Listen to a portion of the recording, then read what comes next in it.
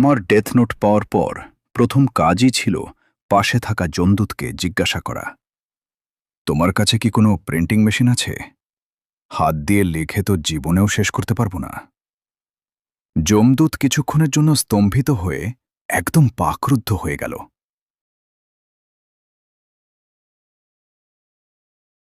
তারপর বলল, তোমার কি একটুও নীতি নৈতিকতা বা ভদ্রতা নেই?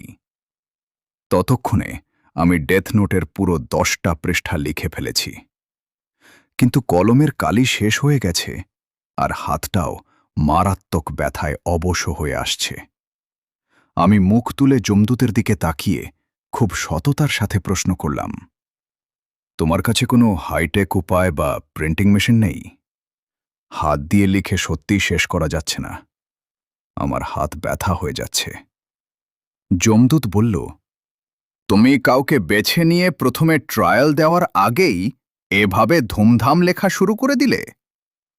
কথাটা বলতে বলতে সে উড়ে এসে আমার নোটবুকের লেখার ওপর চোখ বুলাল। গোবরের গর্তে ফেলে 10 মিনিট ধরে দম বন্ধ করে ছটফট করানো। ট্রাকের নিচে পিষে মেরুদণ্ড ভেঙে 10 জন শক্তপোক্ত পুরুষ দিয়ে পেটানো। পাগলে ছাগল ভেবে ধরে নিয়ে গিয়ে বেইজিং রোস্ট ডাকের মতো রোস্ট বানানো। যমদূতের মুখস্থ থাকা গাম্ভীর্যপূর্ণ ডায়লগ যেন গলায় আটকে গেল।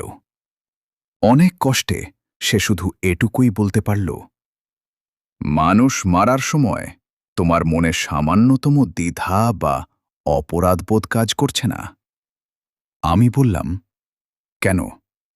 আমাকে নোটবুকটা দিয়ে মানুষ মারতে তো তুমিই বলেছ, তাই না? যমদূত কাঁধ ঝাঁকাল।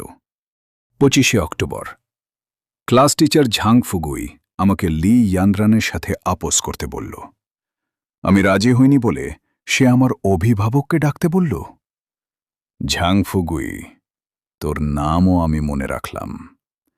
আমি যেদিন ক্ষমতাশালী হব সেদিন তোকে পুরো স্কুলের সব টিচারের সামনে একদিন হাঁটু গেড়ে দাঁড় করিয়ে রাখব।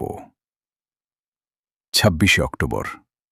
বড় চাচা আমাকে স্কুলে যেতে দিল না, উল্টো আমাকে অপয়া বলে গালি দিল আর খেতে দিল না। লিনজুন, তোর কথা আমি 3 বছর ধরে মনে রেখেছি। আমি বড় হয়ে তোকে এমন না খাইয়ে রাখব যাতে বুঝিস খিদে কি জিনিস। সবশেষে এত বেশি লেখা হয়েছে যে খাতার মার্জিন পার হয়ে গেছে।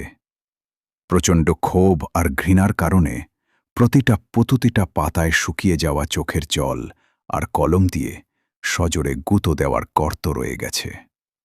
ডায়েরির এই বিষাক্ত ক্ষোভ আর তার দেওয়া ডেথ নোটের দিকে তাকিয়ে যমদূতের মনে হল সে যেন কোনো নকল বা ভুয়া ডেথ নোট নিয়ে এসেছে।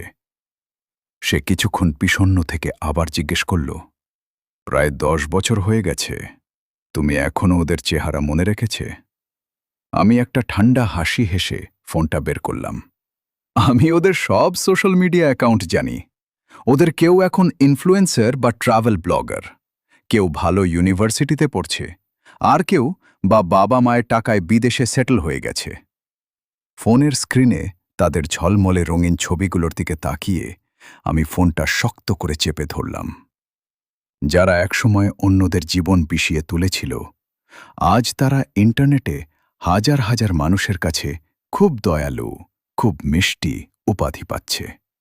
এমনকি আমি যদি প্রমাণসহ পোস্ট করি যে ওরা বোলিং করেছিল, তাহলেও অন্ধ ভক্তরা ওদের পক্ষ নিয়ে সাফাই গায়। আর পুলিশে বিচার দিতে গেলেও বড়জোর 2-3টে ভুয়া ক্ষমা চেয়েই পার পেয়ে যায়। অথচ মামলা লড়ার সময় বা টাকা আমার কাছে নেই, কারণ আমাকে পেটের ভাতের জন্য কাজ করতে হয়। যমদূত আমাকে চুপ করে থাকতে দেখে চোখের সামনে হাত নাড়ল।